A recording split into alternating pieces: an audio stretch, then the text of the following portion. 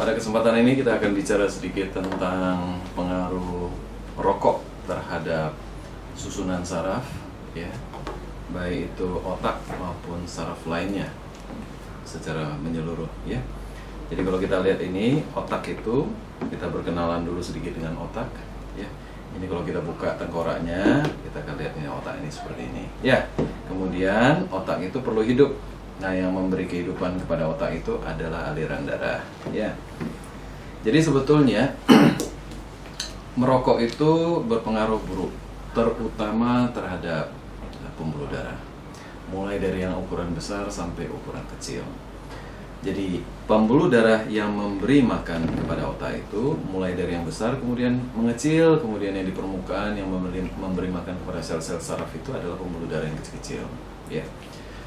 Nah, yang diserang pertama kali akibat dari rokok itu, racun-racun rokok itu akan membunuh, ya, pembuluh darah yang kecil-kecil.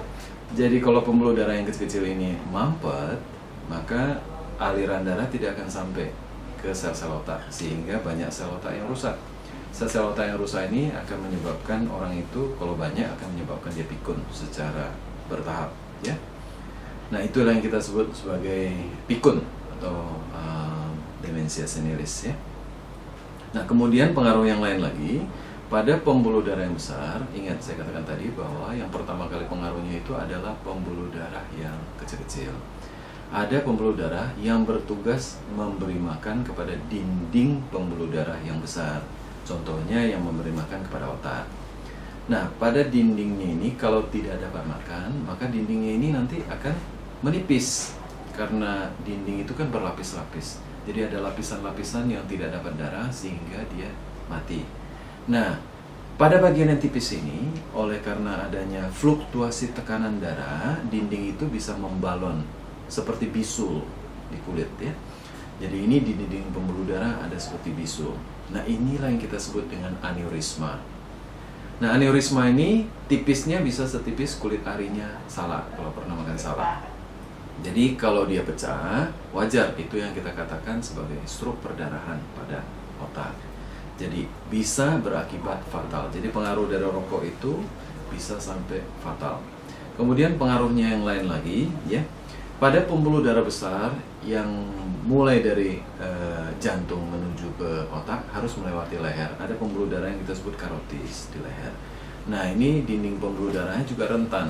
Akibat dari rokok bisa menyebabkan terjadinya kerusakan, terjadi timbunan dari plak dan sebagainya, itu dipicu oleh rokok.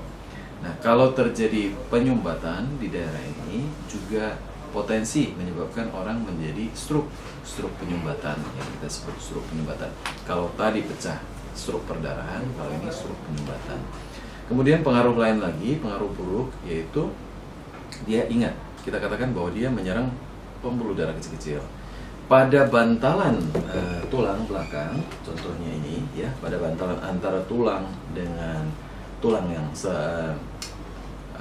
ruas tulang yang lain, itu ada yang kita sebut sebagai diskus atau bantalan. Nah, bantalan ini mendapat makanan dari pembuluh darah kecil-kecil. Nah, kalau pembuluh darah ini kecil-kecil ini mati, maka bantalan ini menjadi cepat menua. Jadi kalau cepat menua, lemah dia, sehingga pada gerakan tertentu menyebabkan dia menonjol keluar.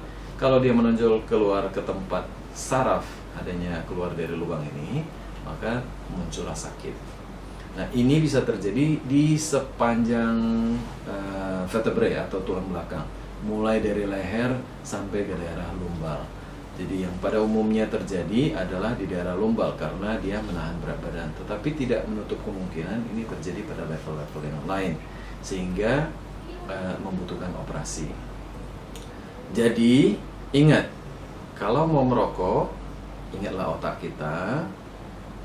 Kalau mau merokok, ingat masa depan dari tulang belakang kita. Jadi smoking, no way.